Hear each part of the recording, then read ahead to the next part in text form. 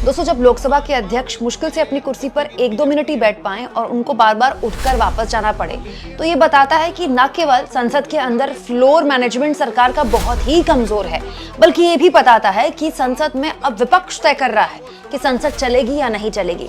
आज एक बड़ा हाई वोल्टेज ड्रामा देखने को मिला है संसद में।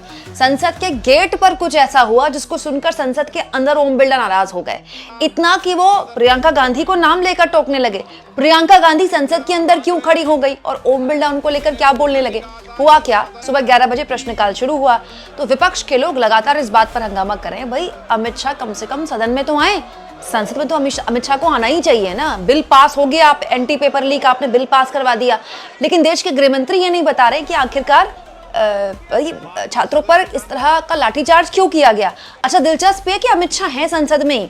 ये देखिए, कल की शाम की संसद परिसर की वीडियो है। अमित शाह निकल रहे हैं, पत्रकारों से बात कर रहे हैं। पत्रकार भी टीवी के पत्रकार, डिजिटल वालों को तो एंट्री नहीं है वहां। टीवी के पत्रकारों से बात कर रहे हैं, उनको मुस्कुराते हुए उनके सवालों के जवाब दे रहे हैं। यहीं से निकलते हैं सूत्रों के हवाले से खबरें, देख लीजिए। अब पॉइंट ये कि अमित शाह संसद भवन में है ना, पत्रकारों से बात कर, लेकिन संसद नहीं आ रहे हैं। दिलचस्प है दोस्तों कि ओम बिरला जब आए 11 बजे तो प्रियंका गांधी भी खड़ी हो थी, नारेबाजी कर रहे थे सब, तो प्रियंका गांधी भी खड़े होकर नारेबाजी कर रही थी। तो ओम बिरला प्रियंका के लिए बोलते हैं कि देखिए, प्रियंका जी भी खड़ी हैं, आज इनका सवाल लगा हुआ है, आप लोग सवाल पूछने दीजिए। प्रश्नकाल प्रियंका जी का भी आज प्रश्नकाल में क्वेश्चन है और वह खड़ी है प्रश्न पूछने के लिए, लेकिन आप सदन बाधित कर रहे हैं।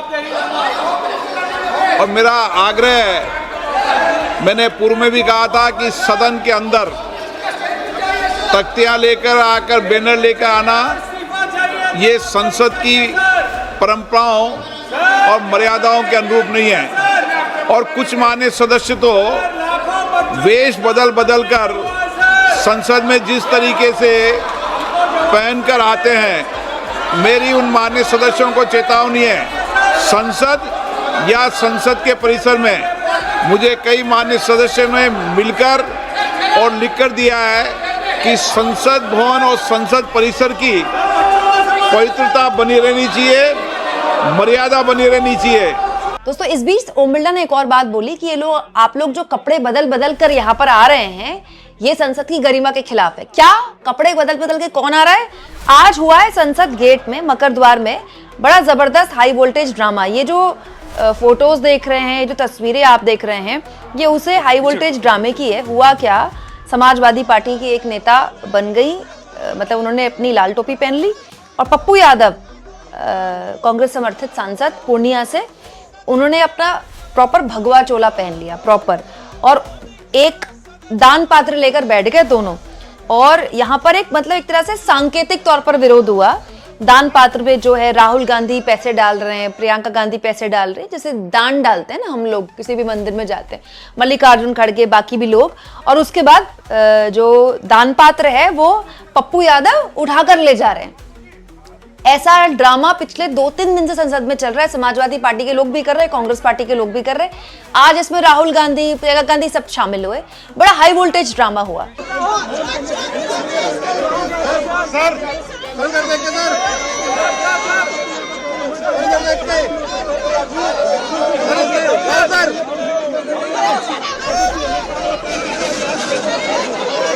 मतलब पप्पू यादव अपने आप को भाजपाई दिखाने की कोशिश कर रहे थे और समाजवादी पार्टी के लोग उनको ऐसे रोकने की कोशिश कर रहे थे। उसके बाद दान पात्र लेकर यहाँ पर खूब जबरदस्त हंगामा किया गया कि भाई चंदा चोर कहाँ मिलेंगे, बीजेपी के दफ्तर में। वैसे ये वाला नारा भी जेनजीज नहीं दिया है ये सांसदों को, जेनजीज के खूब नारे ले रहे हैं संसद में आजकल।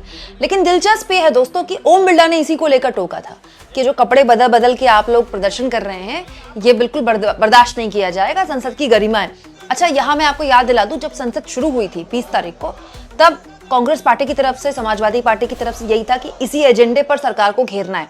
चंदा चोरी जो मुद्दा है दोस्तों, राम मंदिर में चढ़ावा चोरी जो हुआ है, बीजेपी के लोग भले इस बात को लेकर खुश हो कि चलिए जेनजी ने कुछ किया हो ना किया हो, अपने आंदोलन की वजह से इस मुद्दे पर मिट्टी डलवा दी, लेकिन ये बहुत बड़ा मुद्दा है, बहुत बड़ा मुद्दा है। ये एक ऐसा मुद्दा है जिसमें आरएसएस पहली बार बैकफुट में आई थी। ये एक ऐसा मुद्दा है जिसके बाद बीजेपी उल जलूल बयान देना उसने शुरू कर दिया।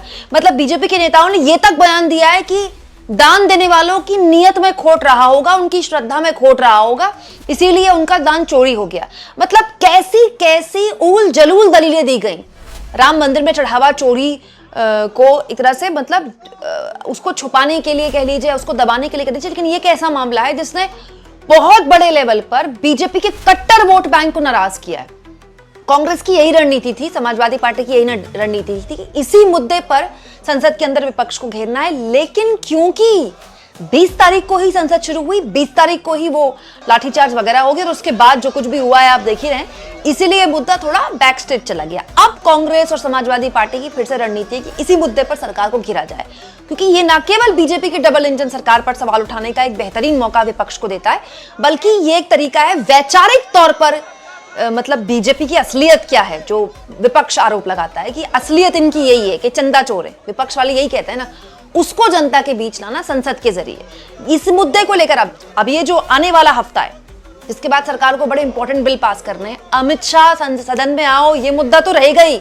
आज इसी को लेकर पोस्टरबाजी भी हुई है संसद परिसर में, लेकिन ये चंदा चोरी वाला मामला भी आप देखिएगा खूब उठेगा। अब जो पॉइंट ये है दोस्तों कि बीजेपी के लोगों को लगता है कि दोनों ही मामलों में उसने मैनेजमेंट कर लिया है, जैसे बिल पास हो गया, मैनेज हो गया, बस चैप्टर क्लोज। जैसे मोदी का कल जो वीडियो आया इंस्टाग्राम में, उनकी पिछली 3 वीडियो से वो अलग था, उसमें वो काफी कॉन्फिडेंट दिख रहे थे, अब अंदर से हो ना हो लेकिन दिख तो रहे थे, और वो बता रहे थे कि हमने कर दिया, फुल एंड फाइनल, बात खत्म भाई, हमने मैनेज कर लिया।